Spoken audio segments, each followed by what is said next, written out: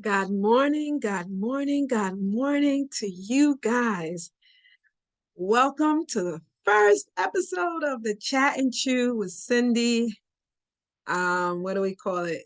Not new edition, but the God edition. So the other one that I do, the Chat and Chew with Cindy on Tuesdays, at 3 o'clock on Spotify. See how I put all that together, is really just for everybody, right? Just for general secular, as we say, although I mention a lot my faith. But I thought I'd do something more chat and chew related, sitting and talking to you about life with God, about living every day with God. Um, I didn't want to just start talking about life every day with God. I wanted to kind of give you guys, and I'm sipping on tea, not for any reason, because today is Lent day. The sacrifice we gave up today was food, sorry. So it's fasting until I eat at 4 or 5, guys.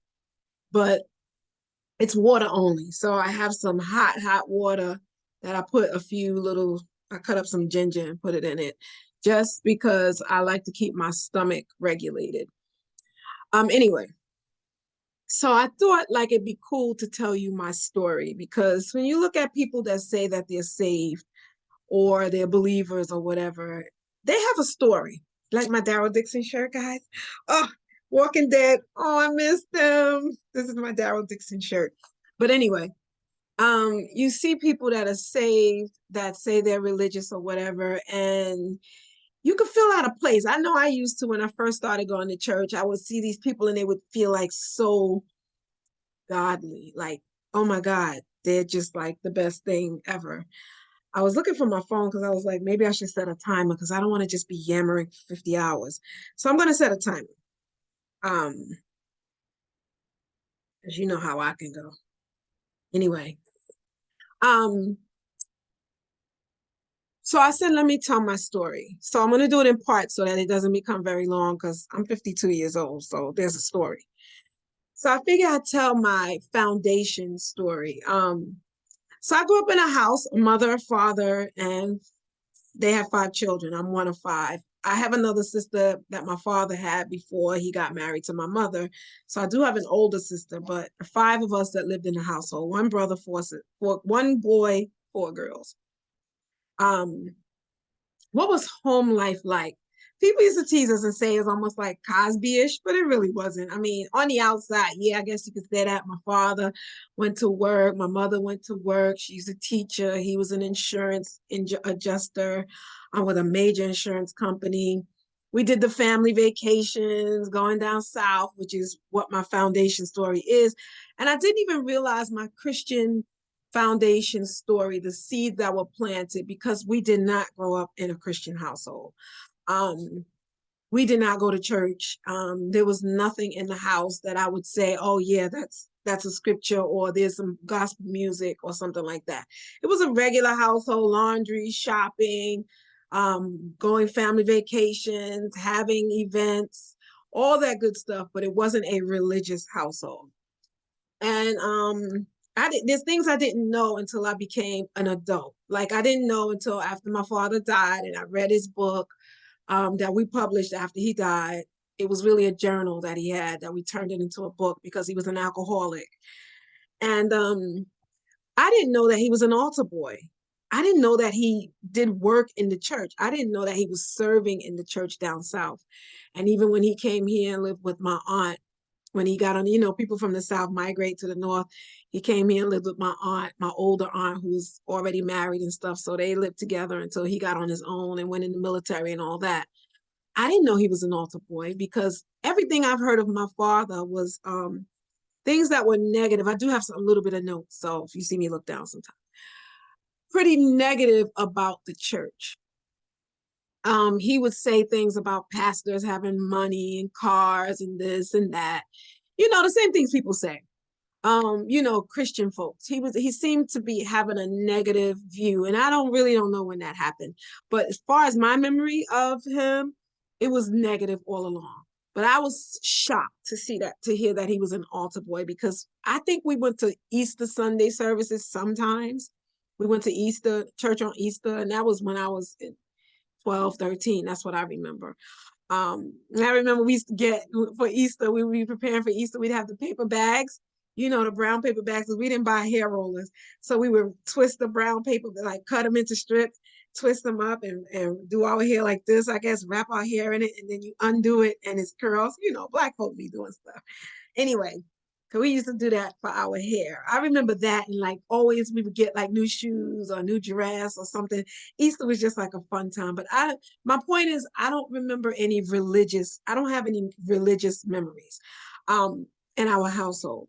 My mother, on the other hand, she always was like strong in faith. It's like she would say things about God, and she was, God is going to take care of me. God, God protects me. My mother's very strong in her faith.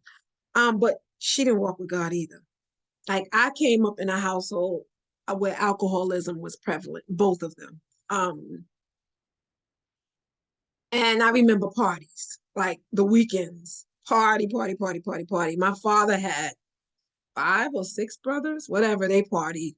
And they had girlfriends and my mother's friends and their husbands, and the kids would come over from those husbands and wives, and the kids would be in the back doing all kind of manner of maligning, doing pranks on each other. And there was one of the family members, well, he wasn't a family member, my father's friend he would be drunk out of his mind, and he would be in the back room, sit on the chair, slumped over, and we would be like throwing stuff at him and teasing him, and his son would be, leave my father alone.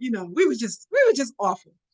So anyway, we didn't go to church, needless to say, except those times. What would I say about about the religious part? We ate at the dinner table every night. That's why our friends would tease us and be like, because my father would make sure that we talked properly. And we would say, like, we grease our hair. You did what with your hair? Grease. Like we oiled, we put whatever pomade or something on our hair. He was just always correcting us. But we would sit at the dinner table, in a large dinner table, because it was 5 of us and then my mother and father. So that's 7 of us. And we would be at the large dinner table, and it was like we would be eating like this. And my brother was such a clown. So he would try to get one of us to laugh. So we would just be going. And I was always the one to laugh. You're going to get in trouble if you laugh. And then we had that old-fashioned table, a really big round table, and it had like this bowl underneath it. So you could split the table. It had 3 parts. It had this part, and the leaf in the middle, and you could split it apart. But it had a bowl up under it, and we would throw our peas up under there.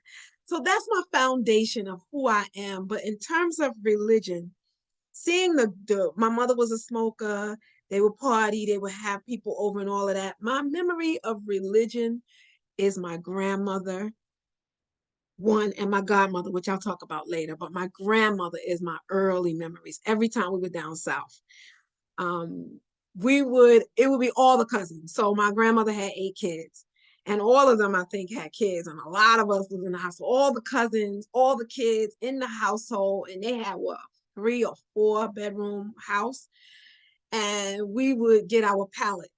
And so it's a rolled up blanket.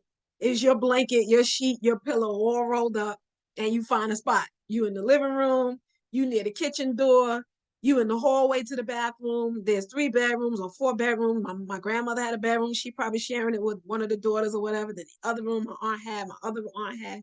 So they all had their rooms. And then in the back, there was a back area, porch area in the back. You could sleep in there. So we would just pallet in all around. And I talk about that because I remember us having really, really, really big breakfasts. I'm talking sausage, eggs, grits, bacon, whatever, right?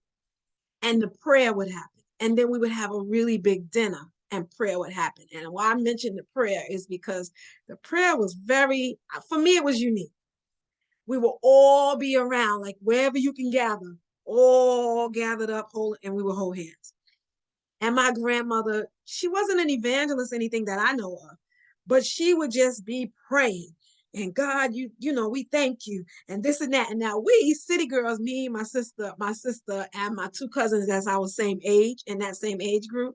Because the kids were kind of born in chunks. Like my uncle had kids that's the same age as my older sisters, and my aunt had kids that's the same age as my older sister and brother. And then me And my other two cousins, we call ourselves sisters even today because we were raised like that. We will all be next to each other. And while she's just praying down the mountains and she's praying and we holding hands and we're from New York, we're city. We're like just snickering and laughing. We thought it was funny. But we knew our part. So she would get through all of the parts about God, thank you for this, and you brought us from a mighty long way. And she said you didn't leave us by the highways. And we were talking about it recently. We all just remember parts of the prayer. So the part I remember is after she said all that, she would say, and teaching us as you taught our fathers to pray. And then that's the part we knew to come in. And we'd be, our Father, which art in heaven, and we looking around, hallowed be thy name, thy kingdom come. Whoever's gonna laugh is gonna get the smack down. Because that's the thing, it was serious, you couldn't laugh. So we would be like, whoever's gonna laugh. And my youngest cousin, not youngest, but the youngest of us four, we were always gonna get her to laugh or whatever, or I would be laughing because I think no, I wasn't even next. It's be her sister, then me, then my other sister Sharon, y'all know. So it's us four in age order. That's one memory I have. And then another time I remember my grandmother, they were serious. We were in church and dressed up all pretty, face greased up, all that good stuff. Don't know nothing about church, don't know no etiquette. And so us four sitting in a row, you should never sit us together, even today. We giggling and snickering while the pastor's preaching. And she had the unfortunate experience of sitting next to my grandmother. So we was laughing. My grandmother just pinched her. She was like, and we still tease her about that because she was like, making it, because my grandmother just wrung it out of there. And I know that's not because I used to pinch my kids the same way, just wring them like that. But anyway, I just wanted to share. That's just part one. Let me make sure. What makes me think about my foundation is my son is he's 15. I talk about him quite often on the podcast. And he's in the questioning realm. And I appreciate it because I went through a long period of not believing God, a long period of not believing he hears me, a long period of not believing in prayer, a long period of just believing, just be nice. Don't murder, don't steal, and you're okay. I mean, we stole, but we wasn't supposed to. And that changed after a long battle. I struggled with the struggle itself of believing. I struggled with being led astray by other voices, which I'll talk about as part of my story. And I just struggled in my life with belief, with just everything related to religion. What didn't come easy to me. So when I open up this baby right here, as I told y'all, in Spanish, and then I have the backup one in English in case I don't really understand. When I read this now with full belief, it's a miracle. So I just want to stop there. This is part one of my story, my Christian story.